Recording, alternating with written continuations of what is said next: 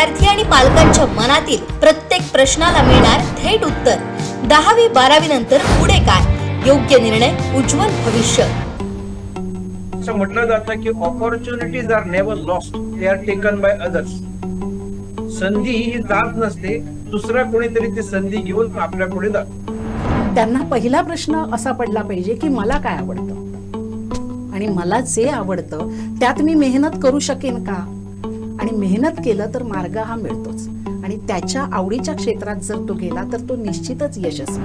Bye language method म्हणजे काय की मराठी आणि इंग्लिश या दोन लँग्वेजचा वापर करून आपण शिकू शकतोय आणि त्याच पद्धतीनं पेपर सुद्धा लिहू शकतोय. त्यामुळे माध्यम महत्वाचं नाही, त्या विद्यार्थ्याच्या कन्सेप्ट ह्या महत्वाच्या आहेत. त्यावेळी मनस्थिती भक्कम असते, चांगली असते. त्यावेळी परिस्थिती कितीही प्रतिकूल असली तरी सुद्धा त्या परिस्थितीतून वर येता येतं, पुढे जाऊ. त्यामुळे ह्या करिअरच्या संदर्भामध्ये पालकांच्या अपेक्षांपेक्षा मुलांना काय पाहिजे याचं मार्गदर्शन हे पालकांना होण्याची आज जास्त गरज आहे. ज्यावेळी स्वतः जागेल त्यावेळी त्याला ते आपलं ध्येय प्राप्त होईपर्यंत झोपच येणार नाही. बरोबर. ही जागृती त्याच्यामध्ये कशी उत्पन्न होईल याची चिंता आपण सगळ्यांनी मिळून केली पाहिजे. 10वी आणि 12वी नंतरचा टप्पा हा विद्यार्थ्यांच्या आयुष्यातील अत्यंत महत्त्वाचं वळण मानलं जातं. या काळात विद्यार्थी, पालक आणि शिक्षक यांच्या मनात अनेक प्रश्न निर्माण होतात. योग्य शाखा कोणती, करिअरच्या बदलत्या संधी कोणत्या, पारंपरिक शिक्षणासोबत कौशल्य विकास किती महत्त्वाचा आहे. आजच्या वेगानं बदलणाऱ्या जगात करिअर अपॉर्च्युनिटीची व्याप्ती मोठ्या प्रमाणात वाढली आहे. त्यामुळे योग्य मार्गदर्शन, माहिती आणि समुपदेशन यांची गरजही अधिक जाणवते. यासाठी कोकणचं नंबर 1 महा चॅनल कोकण साद लाईव्ह घेऊन आलाय 10वी झाली, 12वी झाली, आता पुढे काय, हे खास शैक्षणिक चर्चासत्र. याच विषयावर सखोल चर्चा करण्यासाठी आज आपल्या सोबत विविध क्षेत्रातील मान्यवर तज्ञ उपस्थित आहेत. त्यांच्या अनुभवातून आणि मार्गदर्शनातून विद्यार्थ्यांना आणि पालकांना नक्कीच दिशा मिळेल अशी सुद्धा अपेक्षा आहे. सुरुवातीला आपल्या या चर्चासत्रात सहभागी मान्यवरांची आपण ओळख करून घेऊयात. आपल्या सोबत आहेत शिक्षण तज्ञ दिलीप बेतकेकर सर. विद्याभारती अखिल भारतीय शिक्षा संस्थेचे राष्ट्रीय उपाध्यक्ष म्हणून ते काम करतायत. इंग्रजी, इतिहास, राज्यशास्त्र, समाजशास्त्र विषयात त्यांनी MA केलंय, BEd पदवी प्राप्त केली आहे. माध्यमिक व उच्च माध्यमिक स्तरावर 19 वर्ष अध्यापनाचं त्यांनी कार्य केलंय. विद्याभारतीची गोव्यात मुहूर्तमेढ रोवली. फिरत्या विज्ञान शाळेची कल्पना गोव्यातील ग्रामीण शाळांसाठी त्यांनी राबवली. सर, आपलं खूप खूप स्वागत. त्याचबरोबर आपले दुसरे मार्गदर्शक आहेत RPDच्या उपप्राचार्या सुमेधा नाईक मॅडम. 29 वर्ष ते अध्यापनाच्या कार्यात आहेत. त्याचबरोबर पुढचे आपले मार्गदर्शक आहेत यशवंतराव भोसले इन्स्टिट्यूट ऑफ टेक्नॉलॉजीचे डिपार्टमेंट ऑफ कॉम्प्युटर इंजिनिअरिंगचे विभाग प्रमुख प्रशांत काटे सर. सर, आपलं सुद्धा स्वागत. सर, गेली 16 वर्ष अध्यापनाच्या कार्यात कार्यरत आहेत. या तिन्ही मार्गदर्शकांकडून आपण आज व्यवस्थित सगळी माहिती जाणून घेणार आहोत. नेमक्या काय चुका होतात आपल्याकडून आणि त्यावर कशी मात करता येईल हे सगळं आपण समजून घेणार आहोत. सुरुवात करूया आपण बेतकेकर सरांपासून. सर, 10वी-12वीचा टप्पा अत्यंत महत्त्वाचा असतो आणि सिंधुदुर्गचा जर आपण विचार केला तर खूप चांगले मार्क्स विद्यार्थ्यांना असतात, पण पुढचं करिअर देखील तेवढंच महत्त्वाचं असतं. तिथं काहीसा गोंधळ इथल्या विद्यार्थ्यांचा होतो. तर तुमचं एकंदरीत काय निरीक्षण आहे याबाबतचं? सर्व प्रेक्षकांना माझा नमस्कार. एक अत्यंत चांगल्या विषयासाठी कोकण साधने आम्हाला सगळ्यांना आमंत्रित केले, त्याबद्दल कोकण साधच्या सर्व टीमचं मी त्यांचे आभार मानतो. कोकण साध हे नावच खूप सुंदर आहे. कोकणातल्या लोकांना साथ घालणार आणि आजच्या या एपिसोड मधून कोकणातल्या किशोर अवस्थेमध्ये असलेल्या मुलांना साथ आपण घालण्याचा प्रयत्न करता हा स्तुत्य उपक्रम आहे. तसं कोकण हे निसर्गानं भरपूर कोकणाला दिलेले आहे. वैभव प्रचंड आहे. हे जसं नैसर्गिक वैभव आहे तसं कोकणच्या या भागामध्ये बौद्धिक वैभव पण आहे, बौद्धिक संपदा आहे. पण जसं आपल्याकडे आपण म्हणतो ना, नेचर अँड नर्चर, जे निसर्गानं दिलेलं असतं हा एक भाग झाला. पण जे निसर्गाने दिलेलं असतं त्याचा योग्य पद्धतीने उपयोग करून घेता आला पाहिजे. म्हणून नेचर जेवढा महत्वाचा आहे तेवढं नर्चरिंग सुद्धा महत्वाचं आहे. कोकणामध्ये निसर्गाने भरपूर दिलंय. ते विविध प्रकारची फळझाडं, सगळ्या प्रकारची नैसर्गिक सुबत्ता आपल्याला दिली आहे. तसं नाही, या बौद्धिक संपदा पण आहे.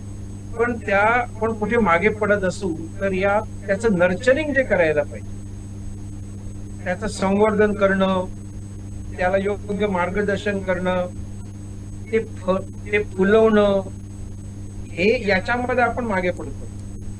आणि म्हणून मला असं वाटतं की हे नर्चरिंग करण्यासाठी आपल्या मुलांना, कोकणातल्या मुलांना नर्चरिंग करण्याची जबाबदारी, ते काम अनेक लोकांनी हातात घेतलं पाहिजे, अनेक संस्थांनी हातात घेतलं पाहिजे.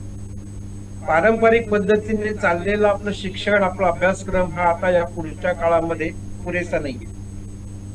नवीन अनेक प्रकारच्या संधी आहेत, पण आपल्याला तर माहित नसतं. आणि मग आपण म्हणतो की संधी हातातली गेली. असं म्हटलं जातं की opportunities are never lost, they are taken by others. संधी ही जात नसते, दुसरा कोणीतरी ती संधी घेऊन आपल्या पुढे जात. मराठीत असं म्हटलं जातं की संधीच्या डोक्याला समोरून केस असतात, मागून केस नसतात. म्हणजे ज्यावेळी संधी आपल्या समोर येते त्यावेळी ती समोरूनच पकडली पाहिजे. आपल्या समोरून संधी पुढे निघून गेली आणि नंतर लक्षात आलं अरे ही संधी होती, आणि मागून जर आपण पकडण्याचा प्रयत्न केला, मागे केस नसल्यामुळे आपल्याला संधी पकडता येत नाही. तसं बघितलं तर शिक्षणामध्ये एक फ्लीन इफेक्ट म्हणून आहे. हा फ्लीन इफेक्ट म्हणजे काय, तर पूर्वीच्या जनरेशनची जी बौद्धिक संपदा होती किंवा त्यांचा IQ म्हणून आपण इंटेलिजंट क्वोशंट, त्याच्यापेक्षा पुढच्या पिढीचा, आपण सगळे जी आपली पिढी आहे, आमच्यापेक्षा आपल्या नंतर येणाऱ्या आज असलेल्या मुलांचा IQ आमच्यापेक्षा जास्त आहे. आणि हे त्यांना खूप लवकरात लवकर टेक्नॉलॉजीला वगैरे एक्सपोजर मिळाल्यामुळे हे घडतं, असं त्या फ्लीन नावाचा जो शास्त्रज्ञ त्याने मांडलेलं आहे. तर जन्मतः या मुलांना आमच्यापेक्षा अधिक बुद्धिमत्तेचं वैभव, बुद्धिमत्तेचं देणगी त्यांना लाभलेली आहे. पण नेमकं काय करावं, कसं करावं, कुठे जावं, अशा गोंधळात ही मुलं सापडल्यामुळे ते पुढे जाऊ शकत नाही. म्हणून यासाठी अशा अनेक मार्गदर्शन करणाऱ्या कार्यक्रमांची, काउन्सिलिंग सेंटरची, व्यक्तींची खूप गरज आहे असं वाटतं.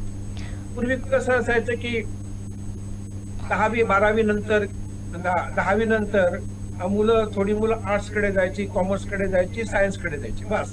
कारण 3 वाटा होत्या, 3 ब्रँचेस होत्या, त्याच्या पलीकडे कुणाला काही माहिती नसायची. पण आता इतक्या नवीन नवीन क्षेत्र आपल्याला खुली होत आहेत की त्याची माहिती, खरं म्हणजे सगळी माहिती काही थोड्या वेळामध्ये मिळू शकत नाही.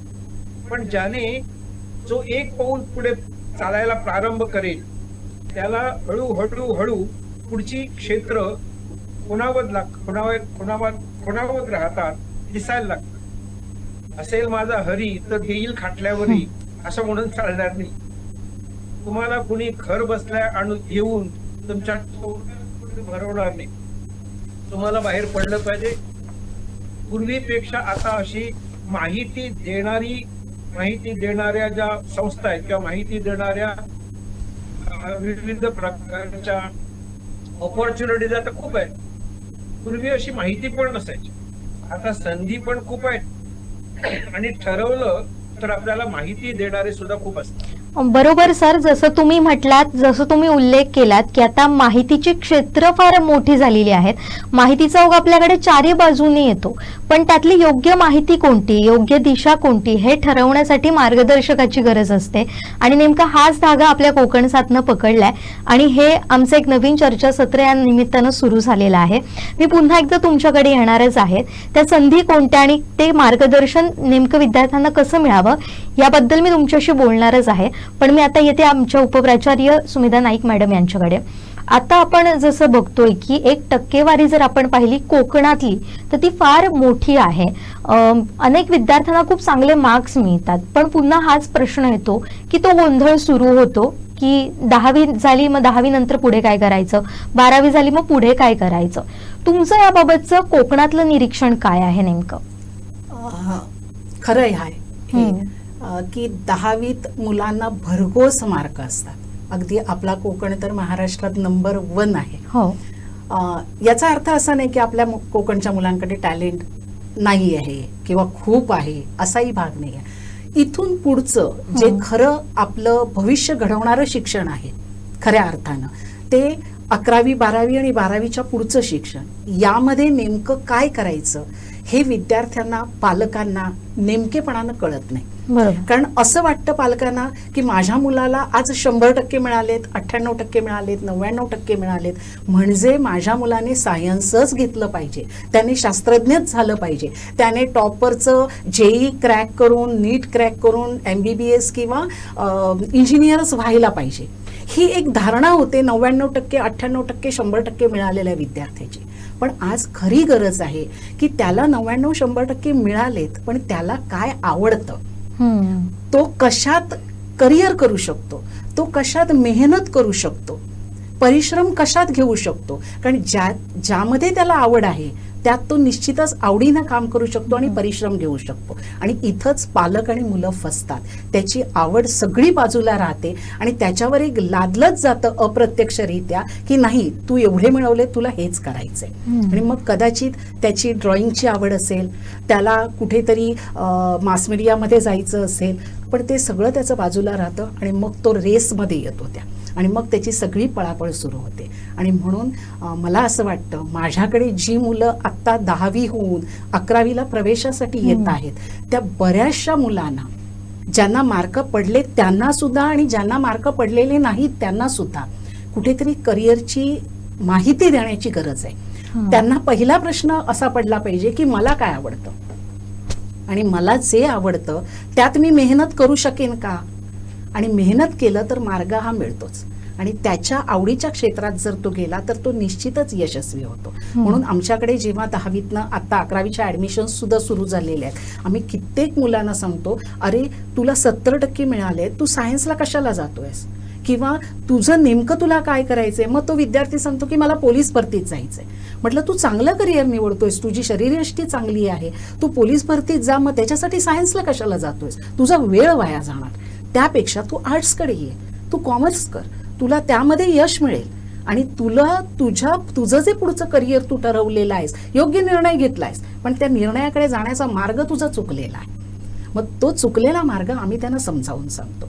काही मुलं अशी असतात की नाही मला सायन्सकडे जायचं आहे, विचारल्यानंतर कळतं की त्याचं ड्रॉइंग खूप चांगलं आहे, त्याने सगळ्या ड्रॉइंगच्या परीक्षा दिलेल्या आहेत. मग त्याला आम्ही मार्गदर्शन करतो, तुला जर याच्यात करिअर करायचंय, पुढे आणखी कितीतरी त्याच्यामध्ये क्षेत्र आहे, अॅनिमेशनची क्षेत्र आहेत, आणखी क्षेत्र आहेत, त्याच्यात तू आणखी जाऊन करिअर करू शकशील.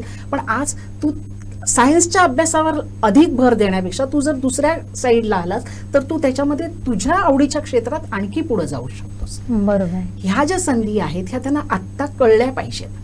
तसंच विज्ञान शाखा घेतल्यानंतर त्याला डॉक्टर आणि इंजिनियरच व्हायला पाहिजे असं काही नाहीये. त्याच्यातनं सुद्धा त्याला कितीतरी करिअरच्या संधी असतात. ह्या करिअरच्या संधी कुठच्या आहेत ती दारं उघडून त्या मुलांना जर दाखवलं तर आज मुलांना निश्चितपणानं कळू शकतं की माझे मार्क 10वीचे आहेत, हे कसे पडलेले आहेत, किती पडलेले आहेत, यापेक्षा मला काय आवडतं, किंवा पालकांनी सुद्धा आपल्या पाल्याची आवड कोणती आहे याकडे जर अधिक लक्ष दिलं तर त्या मुलाचा पुढचं भविष्याचा मार्ग सुकर होऊ शकतो. बरोबर. म्हणजे थोडक्यात आपल्याला विद्यार्थ्यांची आवड सुरुवातीला समजून घ्यायला हवी. म्हणजे हे सगळं आपल्या शाळा स्तरावर होणं गरजेचं आहे. यावर आता आपण अधिक विस्तारानं बोलणार आहोत. काटे सर, मी तुमच्याकडे येते. आता 12वी नंतर खरं तर तुमची शाखा सुरू होते, म्हणजे डिप्लोमा किंवा डिग्री आणि इंजिनिअरिंग या सगळ्या गोष्टी.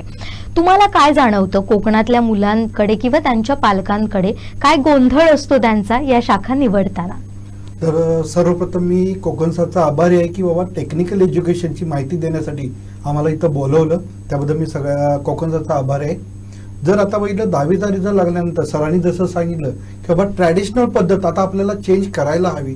त्या पद्धतीनं जर बघितलं 10वी नंतर जर आपण आपल्याला इंजिनिअरिंग क्षेत्रामध्ये उतरायचं असेल तर डिप्लोमा सारखा पर्याय आपल्याकडे उपलब्ध आहे की ज्याच्यामध्ये आपण 3 वर्षाचा डिप्लोमा केला की आपल्याला नोकरीची संधी भेटू शकते. म्हणजे वयाच्या 19व्या वर्षी आपल्याला नोकरी भेटू शकते. जर तुम्हाला डिग्री करायची असेल तर डिग्रीला सुद्धा तुम्हाला ऍडमिशन भेटू शकतं. म्हणजे जर इंजिनिअरिंग क्षेत्रामध्ये जायचंच असेल तर डिप्लोमा हा आपला राजमार्ग आहे. आणि या क्षेत्रामध्ये डिप्लोमा केल्यानंतर जर तुम्ही डिग्री करत असताना त्याच्यातला 70% सिलेबस हा परत रिपीट होतोय. त्यामुळे तुम्हाला डिप्लोमा हा पूर्ण बेस तयार करणारा एक व्यावसायिक अभ्यासक्रम आहे असं आपण म्हणू शकतो. त्यामुळे मी म्हणजे कोकणातल्या लोकांना सांगू इच्छितो की बाबा आपण काही जणांच्या मध्ये भ्रम आहे की बाबा 11-12वी करायलाच पाहिजे. मात्र असं मी म्हणतो की बाबा सगळ्यांनीच की बाबा आपण डॉक्टरच होणार नसतो. मात्र आपल्याला आता मोदी साहेबांनी जसं सांगितलं असतं की बाबा मेक इन इंडिया, मग मेक इन इंडियासाठी आपल्याला टेक्निकल एज्युकेशनची फार गरज आहे, टेक्निकल मॅन पॉवरची गरज आहे. आणि टेक्निकल मॅन पॉवर जर पाहिजे असेल तर आपल्याला इंजिनियरच्या शिवाय इंजिनियरचीच गरज लागणार आहे. आणि त्याचमुळं आपण डिप्लोमा करू शकतोय. डिप्लोमा नंतर जर तुम्हाला गव्हर्नमेंट जॉबमध्ये जायचं असेल गव्हर्नमेंट जॉबसाठी जाऊ शकतात. स्वतःचा बिझनेस करायचा असेल तर बिझनेस करू शकतात. किंवा हायर एज्युकेशनला जायचं असेल तर हायर एज्युकेशनला जाऊ शकतो. म्हणजेच हा डिप्लोमा हा 19व्या वर्षी आपल्याला वेगवेगळे मार्ग देणारा हा क्षेत्र आहे. त्यामुळे मी तर सांगेन की बाबा जर तुम्हाला एज्युकेशन करायचं असेल, इंजिनिअरिंग करायचं असेल, चांगल्या नोकरी मिळवायची असेल तर आपल्याला डिप्लोमा हा पर्याय योग्य आहे 10वी नंतरचा. तोच प्रश्न पुन्हा एकदा मी थोड्या वेगळ्या पद्धतीनं विचारते. खरं तर डिप्लोमा आणि 10वी आणि 11वी 12वी यात फरक आहे की नाही असा एक गोंधळ असतो. म्हणजे 2 वर्ष ती तिथे जातात त्याच्यापेक्षा आपण काहीतरी डिग्रीच करूया असा एक समज असतो. तर तो गोंधळ काय असतो पालकांचा आणि विद्यार्थ्यांचा? कसं असतं की डिग्री आपण 2 वेळेनं करू शकतो. एक 11-12वी ही 2 वर्ष आणि 12वी नंतर डिग्रीची 4 वर्ष. मात्र 12वी नंतर मुलांना सीईटी द्यावी लागते, जेई द्यायला लागते आणि तसंच 12वीचा पण अभ्यास करावा लागतो. आणि याच्यामध्ये एवढं त्यांना टेन्शन येतं, प्रेशर येतं आणि त्यामुळं त्यांचं पर्सेंटेज हे थोडं खाली होतं. आणि असं परिस्थिती होते की त्यांना काही वेळेला डिग्रीला सुद्धा ऍडमिशन भेटत नाही. मग त्यामुळे त्यांची 2 वर्ष वाया जातात. ते जर डिप्लोमाला ऍडमिशन आपण घेतलं तर डिप्लोमाला ऍडमिशन घेत असताना कुठलीही सीईटी नाही, कुठलीही जेईची एक्झाम नाही, 10वीच्या पर्सेंटेजवरती त्यांना डिप्लोमाला ऍडमिशन भेटत असतं. आणि लोकांच्या मध्ये भ्रम असतो की बाबा डिप्लोमा हे अवघड आहे आणि त्याचबरोबर की त्याला फी भरपूर लागते. मात्र महाराष्ट्र सरकारच्या अशा बऱ्याचशा शिष्यवृत्ती आहेत की त्याच्यामध्ये डिप्लोमाचं शिक्षण हे शिष्यवृत्त्या मिळाल्यामुळं माफक दरामध्ये होतं. 2 वर्षापूर्वी मुलींना शिक्षण मोफत आहे, म्हणजे ट्युशन फी माफ आहे. त्यामुळे त्यांना शिक्षण हे कमी ह्याच्यामध्ये भेटत जातं. तसंच अवघड आहे किंवा त्याच्यामध्ये इंग्रजीचा वापर आहे. मात्र गव्हर्नमेंटने डिक्लेअर केले आहे की बायलँग्वेज मेथड यूज केलेला आहे. बायलँग्वेज मेथड म्हणजे काय की मराठी आणि इंग्लिश या 2 लँग्वेजचा वापर करून आपण शिकू शकतोय आणि त्याच पद्धतीनं पेपर सुद्धा लिहू शकतोय. त्यामुळे माध्यम महत्वाचं नाही, त्या विद्यार्थ्याच्या कन्सेप्ट ह्या महत्वाच्या आहेत. आणि तसंच डिप्लोमामध्ये प्रॅक्टिकल स्किल जास्त मिळतं. त्यामुळं 11-12वीला कसं होतं की बाबा तेच सब्जेक्ट असतात आणि त्या सब्जेक्टमध्ये तेवढे मार्क्स मिळायला पाहिजेत. मात्र डिप्लोमा केला तर डिप्लोमाचा बेस तुमचा तयार होतो. त्यामुळं 11-12पेक्षा डिप्लोमा हा बेस्ट आहे. बरोबर. याबाबत आता आणखीन थोडं आपण समजून घेऊया. पण पुन्हा एकदा मी येते बेतकेकर सरांकडे. सर, तुम्ही मगाशी उल्लेख केलात की आता माहितीचा ओघा 4ही बाजूंनी असतो, पण याला एक फिल्टर लागणं गरजेचं असतं. त्यातूनच खरं तर अनेक संभ्रमावस्था दूर होऊ शकते, विद्यार्थ्यांची आणि पालकांची सुद्धा. यामध्ये दोघांचाही रोल महत्वाचा असतो.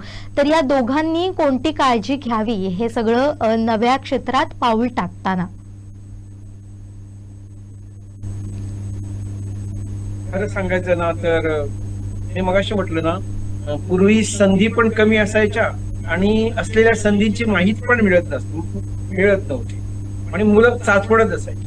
आता संधी पण अधिक आहेत आणि अशा कोणकोणत्या संधी आहेत याची माहिती देणारी केंद्र म्हणा किंवा त्याची व्यवस्था म्हणा खूप वाढलेली आहे. पण मुळात जी गडबड आहे ती त्या विद्यार्थ्याला वाटलं पाहिजे की मला काहीतरी करायला पाहिजे. तो ज्याला आपण स्वबोध म्हटलं, मी कोण आहे, माझ्यामध्ये काय क्षमता आहे, मी काय करू शकतो, याची जर जाणीव झाली तरच तो हातपाय हलवायला लागेल.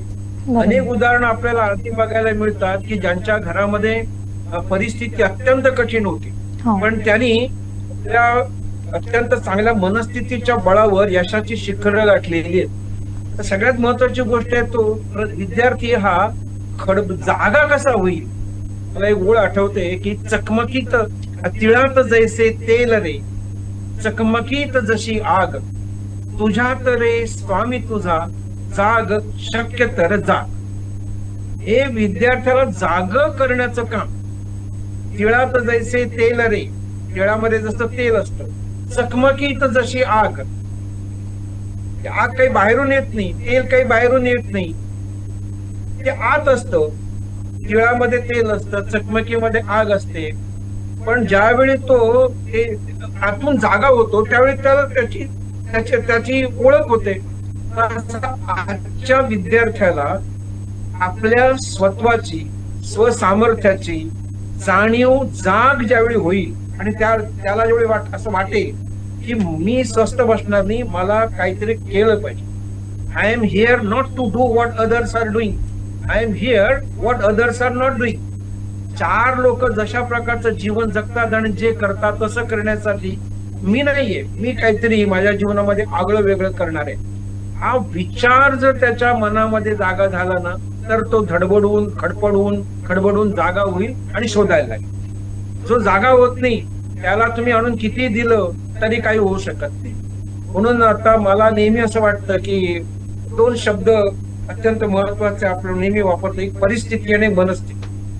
परिस्थिती म्हणजे सर्कमस्टन्सेस, सिच्युएशन, आर्थिक परिस्थिती, विविध प्रकारची परिस्थिती, भौगोलिक परिस्थिती वगैरे वगैरे. आणि मनस्थिती, या दोन्ही मध्ये सदैव जसं आपण मैदानावर खेळ खेळायचो, आजही खेळतो.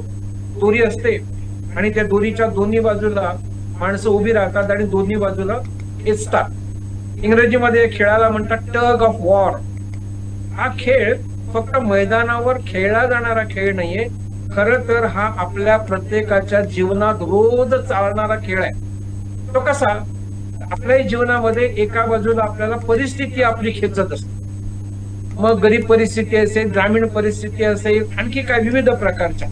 आणि दुसऱ्या बाजूला मनस्थिती असते, विजिगीषू वृत्ती, ज्याला आपण winning attitude, positive attitude, attitude of gratitude म्हणतो, ही मनस्थिती. या दोन्हीच्या खेचाखेचीमध्ये ज्यावेळी मनस्थिती भक्कम असते, चांगली असते, त्यावेळी परिस्थिती कितीही प्रतिकूल असली तरी सुद्धा त्या परिस्थितीतून वर येता येतं. कोकणातली आणि संपूर्ण आपल्या देशातली अशी अनेक मुलांची उदाहरणं आहेत, लहान मुलांची उदाहरणं आहेत, ज्यांनी परिस्थितीच्या डोक्यावर पाय ठेवून, जसा कृष्ण त्या कालियाच्या डोक्यावर पाय ठेवून कृष्ण जसा नाचत होता ना, तसं प्रतिकूल परिस्थितीच्या डोक्यावर पाय ठेवून अत्यंत विजयी वृत्तीनं नर्तन करणारी मुलं सुद्धा आपल्या अवतीभोवती, पण ही खूप कमी आहेत. पहिल्यांदा त्यांच्यातला जो ते सत्व आहे ते जागा व्हायला पाहिजे. तर मला म्हणून माहिती खूप आहे, म्हणजे आता या ठिकाणी माझ्याकडे list of competitive talent examination भरपूर मोठी लिस्ट आहे. इतक्या परीक्षा आहेत. तुमच्याकडे घरातली परिस्थिती जर अत्यंत आर्थिक परिस्थिती चांगली नाहीये, पण तुमची मानसिक परिस्थिती जर चांगली असेल तर अशा परीक्षांना, कॉम्पिटिटिव्ह परीक्षांमध्ये स्पर्धा उडी घेऊन त्याच्या बळावर अत्यंत महागडं शिक्षण सुद्धा आपल्याला घेता येतं. हे काही खूप आहेत. म्हणजे इतक्या कॉम्पिटिटिव्ह, म्हणजे आज आपल्याला दुसरे करायला पाहिजे. आपण जे मुलं आपली शाळेच्या ज्या शालेय ठरलेल्या परीक्षांच्या चाकोरीमधून जात आहेत, वार्षिक परीक्षा आणि ती 10वीची परीक्षा, 11वीची परीक्षा, 12वीची परीक्षा, या ज्या पारंपरिक परीक्षा आहेत याच्या पलीकडे जाऊन हटके अशा अनेक टॅलेंट सर्च परीक्षा आहेत, ज्या परीक्षामध्ये जर आपण भरघोस यश मिळालं तर आपल्या शिक्षणाची सगळी पुढची व्यवस्था ही, त्याच्यासाठी आपल्या आई वडिलांवर अवलंबून राहण्याची गरज नाही. आपल्याला शिक्षणासाठी सगळ्या प्रकारचं खर्च जो आहे तो या स्कॉलरशिप मधून मिळत असतो. आणि सर, याबाबत तुम्ही अधिक माहिती देऊ शकता का आमच्या प्रेक्षकांना, की अशा कोणत्या एक्झाम आहेत ज्यांचा वापर करून आपण पुढे करिअर सेट करू शकतो किंवा ठरवू शकतो आणि त्यातून आपल्याला आर्थिक मदत सुद्धा मिळू शकते? आता मी जर थोडं धावतो, या हो. खूप माझ्याकडे मी लिस्ट ही अत्यंत तुटपुंजी आहे. हा, पण ज्याला खरी इच्छा आहे ना, त्याने अशा अनेक परीक्षांचा, स्पर्धा परीक्षांचा, अनेक संधींचा त्याने शोध घेतला पाहिजे. ते तुम्हाला कोणी घरी बसून आयतं आणून देणार नाही. बरोबर. आणि सगळ्यात मोठी अडचण आहे तर ती मुलं हा शोध घेण्याचं त्यांना काही नाही पडलेलं. आई वडील जे सांगतील, शिक्षक सांगतील, आपल्या बळावर आपण काहीतरी केलं पाहिजे असं वाटतं. मी वाचून दाखवतो. National talent search examination, national cyber olympiad, national science olympiad, international mathematics olympiad, international English olympiad, national talent search examination, unified cyber olympiad, state level science talent search examination, Kishore Vaigyanik Protsahan Yojana, national standard examination in astronomy, national standard exam in junior science, in physics, in chemistry, in biology, regional mathematics Olympiad, international information Olympiad, international Olympiad in mathematics. अशा किती आहे? मी म्हटलं ना, ही list माझ्याकडे सुद्धा एवढी नाहीये, मलाही माहित नाही. पण जो या अशा संधींचा, दोन्ही प्रकारच्या शिक्षणाच्या संधी आणि या विविध प्रकारच्या परीक्षा या कुठे उपलब्ध, त्याचा जरी शोध घेतला तरी त्याला माहिती मिळते. आपल्याकडे कोकणामधली किती मुलं, किती शाळांच्या मध्ये याची मासिक आहेत. Competition success review, competition success, अशी कितीतरी मॅगझिन्स असतात. आणि आता तर मॅगझिनची गरज नाही, आपण नुसतं जरी याच्यावर टाकलं ना गुगलवर, तर आपल्या अशा परीक्षांची आणि संधींची प्रचंड मोठ्या प्रमाणामध्ये माहिती मिळते. माहिती खूप आहे, पण बरोबर. मगाशी म्हटलं ना, इन्फॉर्मेशन इज नॉट इनफ. 3 शब्द मी नेहमी वापरतो: इन्फॉर्मेशन, नॉलेज आणि विजडम. इन्फॉर्मेशन हे रॉ मटेरियल आहे. इन्फॉर्मेशन हा कच्चा माल आहे. या इन्फॉर्मेशनच्या ढिगाऱ्यामधून, प्रचंड मोठा जो ढिगारा इन्फॉर्मेशनचा आहे, त्याच्यामधून आपल्याला हवी तशी, आपल्याला सूट होणारी, आपल्या स्वभावाला, आपल्या फॅकल्टीला, आपल्या बुद्धिमत्तेला योग्य असणारं काय ते वेचून काढावं लागतं. आणि मग त्याच्यातून नॉलेज आणि त्याच्यातून पुढे मग विजडम निर्माण होतं. बरोबर. हे सगळं करण्यासाठी आपल्या पारंपरिक जी शिक्षण जे आहे आपलं, त्याच्या बाहेर येण्याची गरज आहे. आणि पण एक लक्षात असं येतं, सगळ्या ठिकाणी आमचे मित्र गोव्यामध्ये आहेत, डायरेक्टर म्हणून निवृत्त झालेले आहेत, डॉक्टर आहेत, डायरेक्टर म्हणून निवृत्त झालेले आहेत. ते स्वतःच्या पैशानी गाडी, आपल्या पेट्रोल खर्च करून ते शाळांमध्ये जातात आणि या करिअरच्या संदर्भामध्ये मुलांच्या मध्ये जागृती घडवण्याचा प्रयत्न करतात. पण ते सुद्धा अत्यंत निराश झालेले आहेत. त्यांचं म्हणणं की आम्ही जातो शाळेत, मी माझा पैसा खर्च करून जातो, माझ्या गाडीला मी पेट्रोल घालून जातो, माझा वेळ खर्च करतो, शक्ती खर्च करतो, पैसा खर्च करतो. पण मुलांच्या बाजूनं जे एक पेसिमिझम दिसतं आजच्या शिक्षणाचं, खरं सांगू का, टीचर्स आर, बऱ्याच ठिकाणी teachers are hyper active and students are total passive. हा जो पॅसिव्ह असलेला विद्यार्थी ऍक्टिव्ह करणं हे महत्वाचं काम आहे. नंतर तो आपली वाट आपणच चालायला लागेल.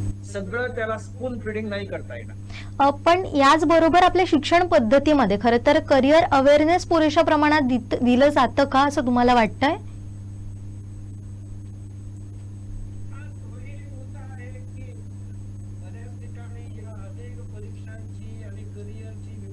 क्षेत्र आहेत याची शाळेतल्या सर्व शिक्षकांना कल्पना असते असंही नाही, माहिती असते असं नाही.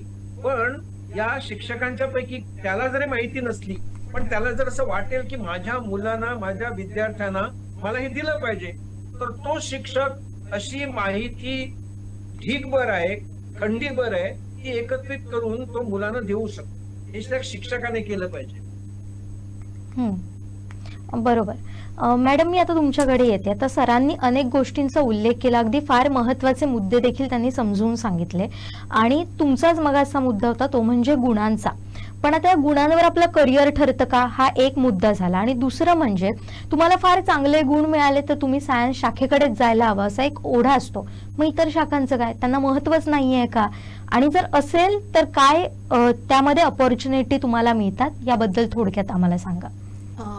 खरं आहे, जास्त मार्क मिळाल्यानंतर विद्यार्थी पालक यांचा विज्ञान शाखेकडे सायन्सकडेच ओढा जास्त असतो. आता एक सरांनी जो मुद्दा मांडला की करिअरचं मार्गदर्शन हे शिक्षकांनी केलं पाहिजे, अगदी बरोबर. पण मला त्याच्या पुढे एक पाऊल जाऊन म्हणायचंय की हे करिअरचं मार्गदर्शन केवळ मुलांना नाही तर ते पालकांना जास्त झालं पाहिजे. कारण हाताच्या बोटावर मोजण्या इतकीच मुलं असतात की जी मम्मी पप्पांना सांगू शकतात नाही मला हेच करायचं.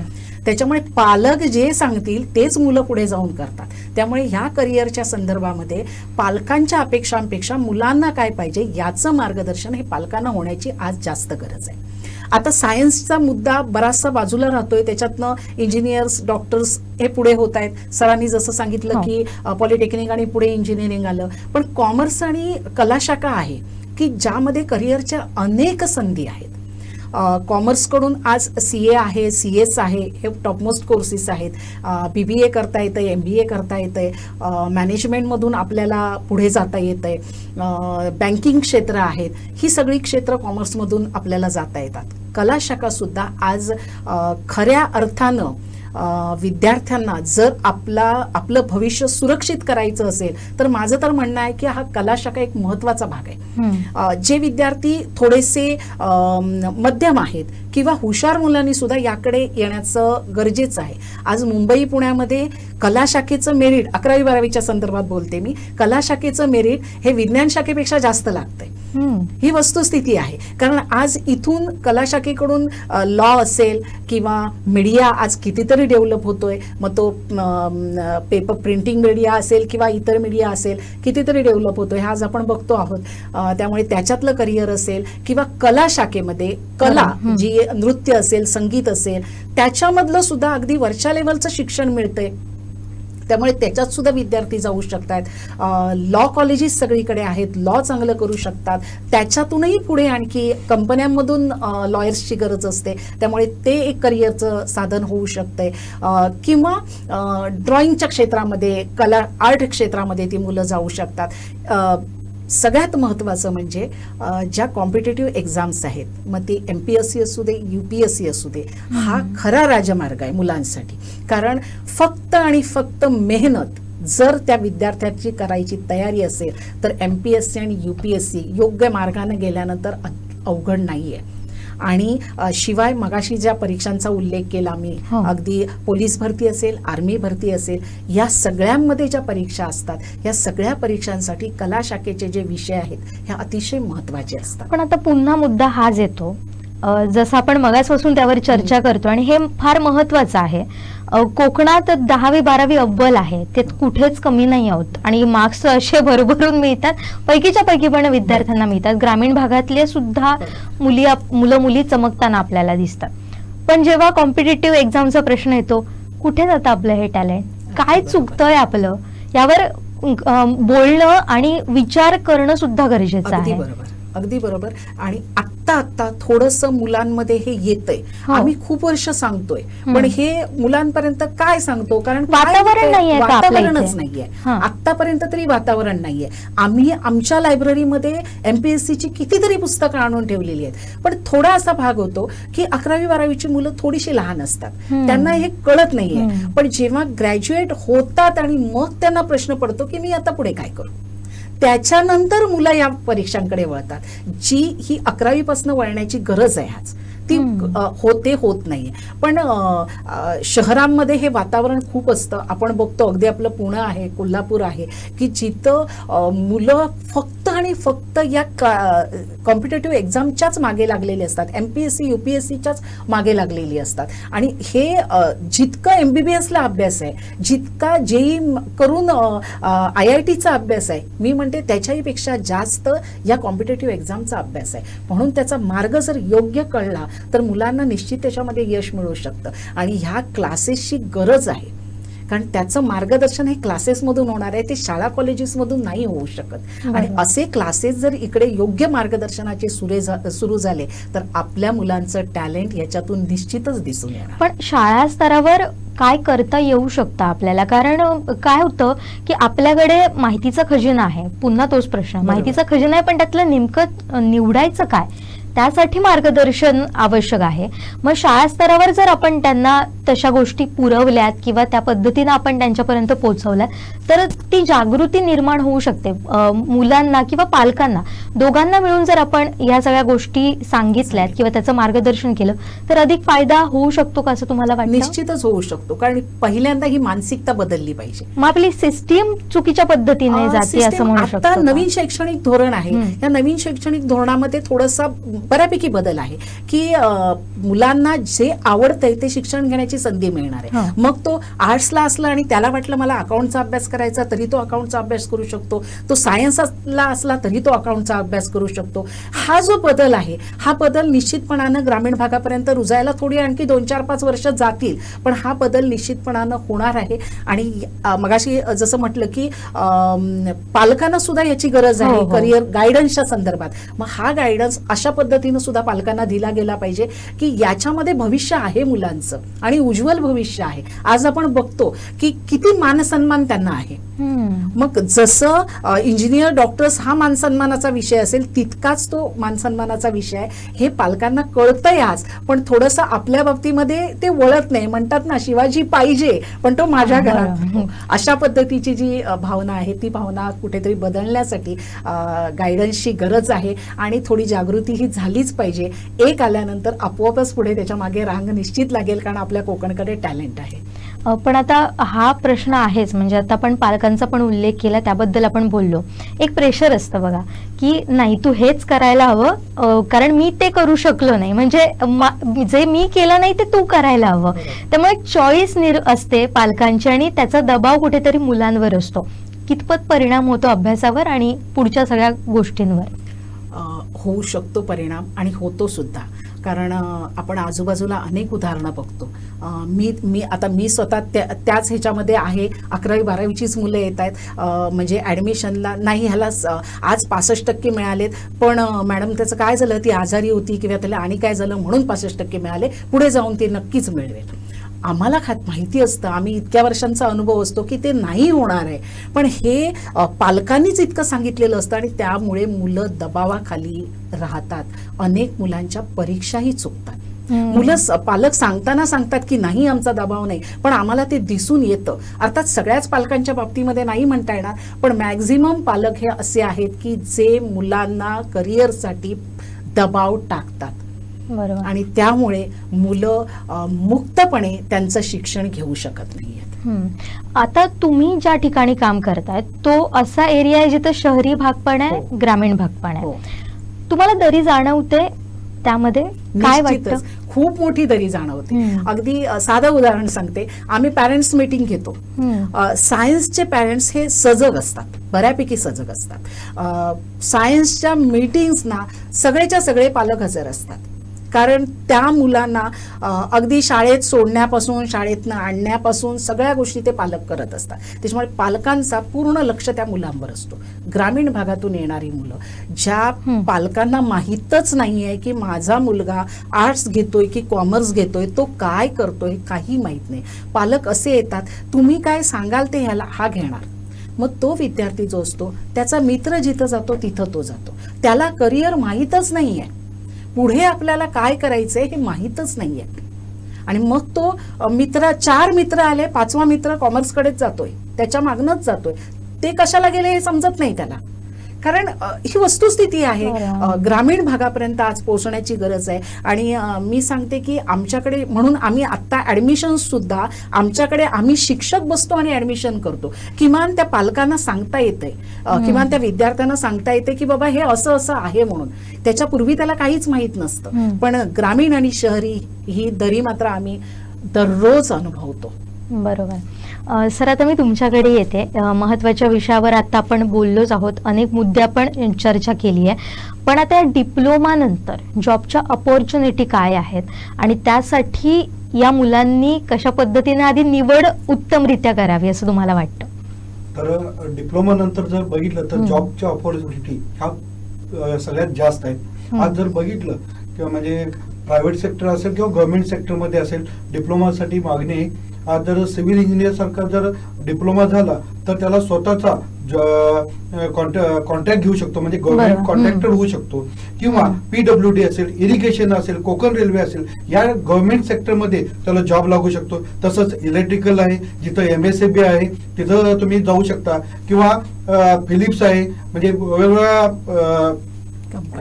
वेगळ्या ज्या प्रायव्हेट सेक्टर आहे त्या प्रायव्हेट सेक्टरमध्ये इलेक्ट्रिकल इंजिनियर सारखे विद्यार्थी जाऊ शकतात.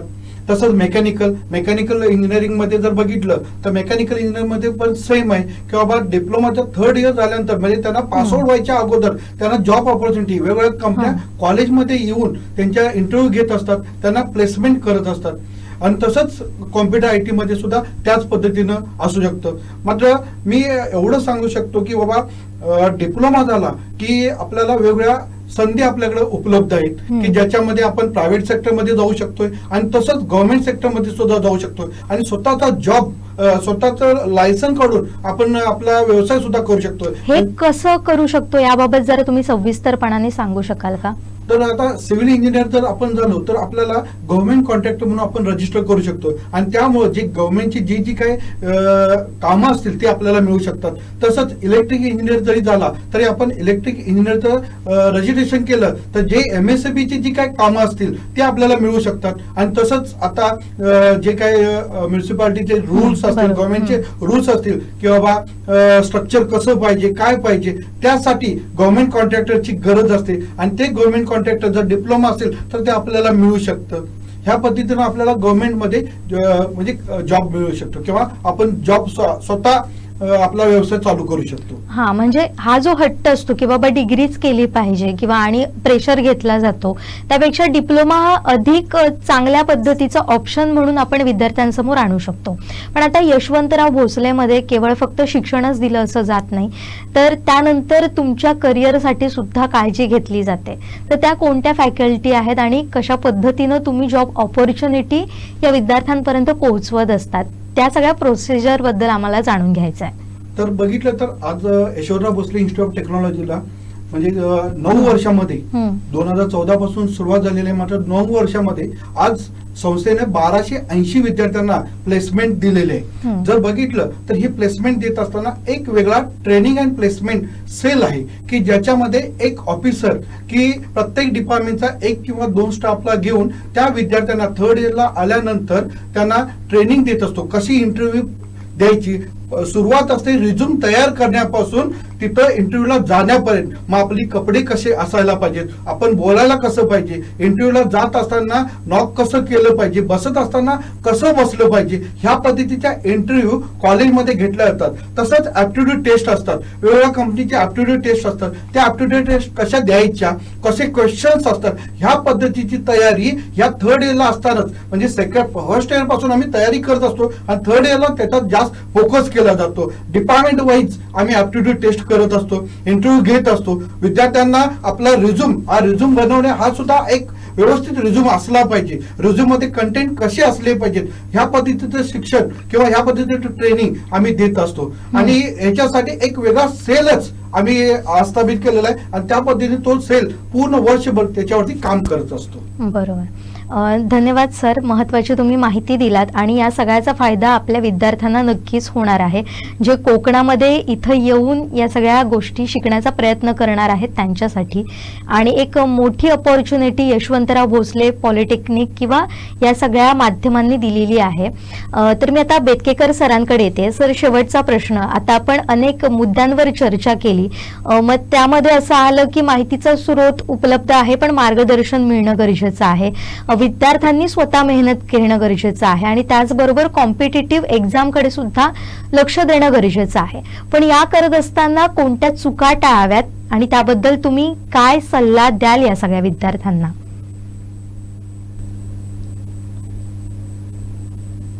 मी नेहमी ज्यावेळी विद्यार्थ्यांशी बोलायची संधी मिळते त्यावेळी सर आपला आवाज मी आमच्यापर्यंत triangle पोहोचत समजतो. नाहीये. आवाज पोचत नाही, ठीक आहे. हा सर एक बोला. त्रिकोण हम्म. एक त्रिकोण सांगावं असं वाटतं. या त्रिकोणाची एक बाजू आहे ती आहे नॉलेज, बरोबर. ज्ञान. या त्रिकोणाची दुसरी जी बाजू आहे ती आहे स्किल्स.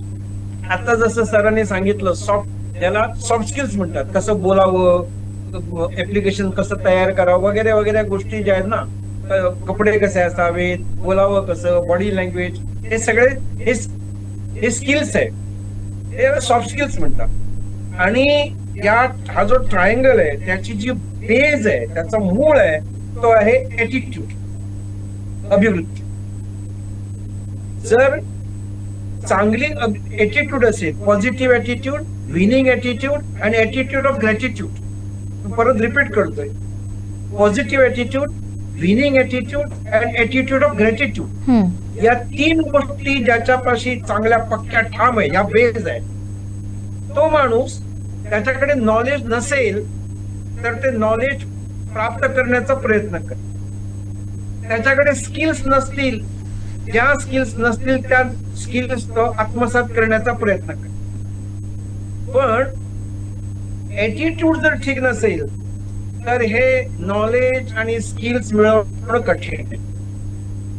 मला जाता जाता एक सांगावं असं वाटतं की आता जसा उल्लेख झाला की ऍप्टिट्यूड टेस्टचा, शाळांच्या मध्ये ऍप्टिट्यूड टेस्ट, आणि याच्यासाठी पालकांचं अर्थातच सगळं शाळा करू शकत नाही. पालकांनी आपल्या मुलाची ऍप्टिट्यूड टेस्ट करून घेणं, हे जर केलं तर बऱ्याचशा गोष्टी सोप्या होऊ शकतात.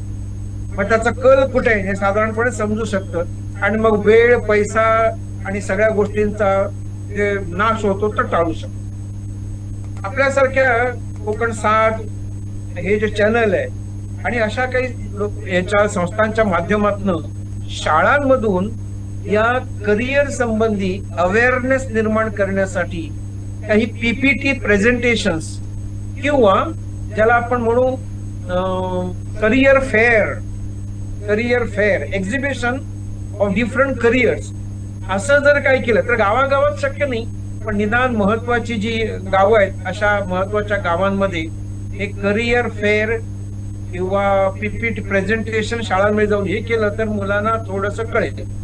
पण शेवटी तो मुलगा, तो विद्यार्थी स्वतः जागा झाला पाहिजे.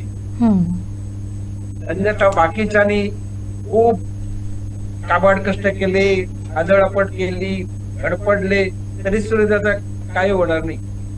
मला हेनरी फोर्डचे खूप सुंदर वाक्य आठवतं, ते सांगतो आणि मी थांबतो. हेनरी फोर्ड असं म्हणतोय, are you looking for hand of help? तुम्हाला कोणीतरी मदत करणार असा मदतीच्या हाताची तुम्ही वाट बघताय का? Are you looking for hand of help?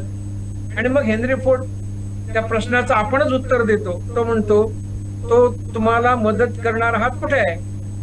त्याचा पहिला भाग आहे are you looking for a hand of help, आणि पुढे म्हणतो that hand is next to your elbow. तुम्हाला मदत करणारा हात तुमच्या कोपरापाशी आहे. आणि हा कोणाचा हात आहे? माझाच हात.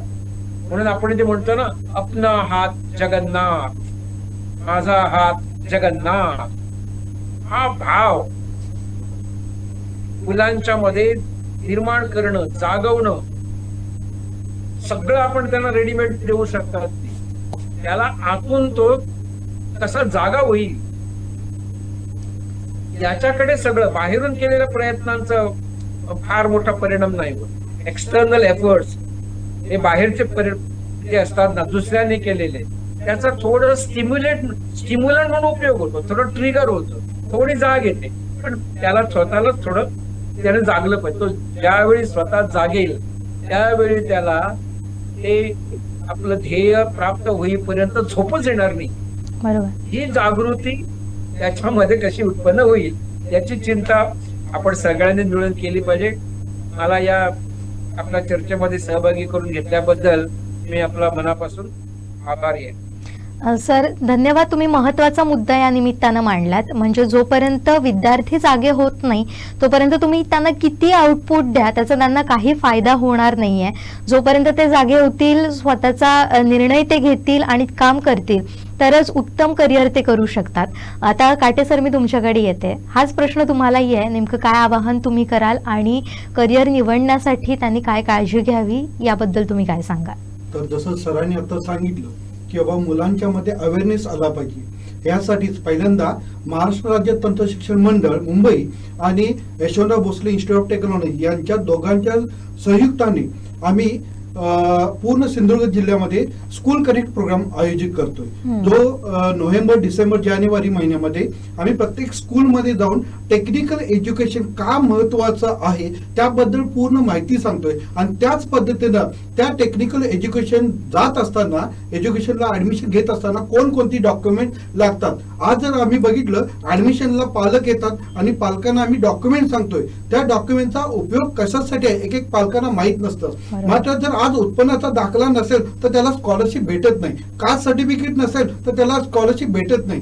हे सुद्धा आम्ही त्यावेळी त्या मुलांना अवेअरनेस करत असतो की बाबा ही डॉक्युमेंट लागतात आणि तुम्ही तुमच्या पालकांना सांगा. तर मी एक कोकण साथच्या माध्यमातून सर्व पालकांना, विद्यार्थ्यांना एक आव्हान करू इच्छितो की बाबा मुलांचा कल कोणता आहे हा नक्कीच त्याचा हे घ्या. आणि तसंच त्या तुम्ही ज्या क्षेत्रामध्ये त्याला ऍडमिशन घेणार आहे त्या क्षेत्रातल्या कॉलेजला जिथं ऍडमिशन घेणार आहे तिथं तुम्ही जा. नक्कीच तिथं खरोखर फॅकल्टी आहेत का नाही याचा विचार करा, तिथं इक्विपमेंट आहेत का नाही हे तुम्ही बघा. खरोखरच ते कॉलेज आहे का, त्या कॉलेजमध्ये ज्या फॅकल्टी आपल्याला मिळायला पाहिजे त्या मिळतात का नाही याचा विचार करा आणि मगच तुम्ही ऍडमिशन घ्या. या पद्धतीचं मी आवाहन करू इच्छितो. फार महत्त्वाचा मुद्दा तुम्ही मांडला, ते म्हणजे डॉक्युमेंटचा. धावपळ होते खरं तर जेव्हा ऍडमिशन आपण घ्यायला जातो, पण तीच जर काळजी आपण अगोदर घेतली तर हे ऍडमिशन फार सुसह्य होतं. नाही तर अनेक विद्यार्थ्यांची या कागदपत्रांअभावी ऍडमिशन रखडलेली सुद्धा आहेत, एक वर्ष वाया जाताना सुद्धा आम्ही पाहिलेली आहेत. फार महत्त्वाचा मुद्दा होता सर. मॅडम, मी आता तुमच्याकडे येते. दोन्ही वक्त्यांकडून आपण महत्त्वाचे मुद्दे जाणून घेतले, तसंच तुमच्यासाठी पालकही तेवढाच महत्त्वाचा आहे या सगळ्या प्रोसिजरमध्ये. तर तुम्ही त्यांना नेमकं काय आवाहन कराल आणि काय सल्ला द्याल? करिअरच्या संदर्भामध्ये पहिल्यांदा मुलांनी किंवा पालकांनी सुद्धा त्याची आवड लक्षात घेतली पाहिजे. आवड लक्षात घेऊन जे क्षेत्र निवडणार आहेत त्याच्यामध्ये मेहनत घेण्याची तयारी ठेवली पाहिजे, परिश्रम करण्याची तयारी ठेवली पाहिजे. परिश्रम करत असताना सुद्धा त्याच्यातून त्याला आनंद मिळाला पाहिजे. वेगवेगळी स्किल्स डेव्हलप केली पाहिजेत. महत्त्वाचं म्हणजे कम्प्युटरचं किमान नॉलेज त्याला आलं पाहिजे, कम्युनिकेशन स्किल डेव्हलप झालं पाहिजे. थोडं इंग्लिशवर सुद्धा त्याचा या टप्प्यानंतर, 10वीच्या टप्प्यानंतर इंग्लिशवर सुद्धा कम्युनिकेशनसाठी भर असला पाहिजे. आणि मोबाईलचा वापर हा फक्त अभ्यासासाठीच मुलांनी केला पाहिजे. हे सगळं जर केलं तर त्या यशाकडे, त्याच्या आवडीच्या क्षेत्रामध्ये तो विद्यार्थी निश्चितच यश मिळेल. यातच मुलांचा आणि पालकांचा सुद्धा आनंद असेल. असं म्हणतात ना की सोनारानंच कान टोचायला हवेत, अगदी तेच काम आता सुमेधा नाईक मॅडम यांनी केलंय. मोबाईलचा वापर तुम्हाला फक्त शिक्षणासाठी करायचा, एक आवाहन त्यांनी तुम्हाला केलंय. आणि पालकांना सुद्धा हे आवाहन आहे की विद्यार्थ्यांची तुम्ही आवड समजूनच त्यांच्या करिअरवर फोकस करा, हे या माध्यमातून त्यांनी आवाहन केलंय. तर आजच्या आपल्या या चर्चासत्रामध्ये जे सहभागी मार्गदर्शक होते ते आहेत शिक्षण तज्ज्ञ दिलीप बेतकेकर सर, जे विद्याभारती अखिल भारतीय शिक्षा संस्थेचे राष्ट्रीय उपाध्यक्ष आहेत. दुसरे आहेत आपल्या आरपीडीच्या उपप्राचार्य डॉक्टर सुमेधा नाईक धुरी मॅडम, आणि त्याचबरोबर Yashwantrao Bhosale institute of technology department of computer engineering विभाग प्रमुख प्रशांत काटे सर. या तिन्ही मार्गदर्शकांनी फार महत्त्वाची माहिती आपल्याला दिलेली आहे. आणि त्याचबरोबर आजपासनं म्हणजे 10वी आणि 12वी पण पुढे काय, हे चर्चासत्र घेऊन आम्ही तुम्हाला नेहमी भेटणार आहोत आणि यातून करिअर विषयक मार्गदर्शन केलं जाणार आहे. त्यामुळे आमच्यासोबत असे जोडलेले राहा आणि पाहत राहा कोकणचं नंबर 1 महा चॅनल कोकण साध लाईव्ह. धन्यवाद.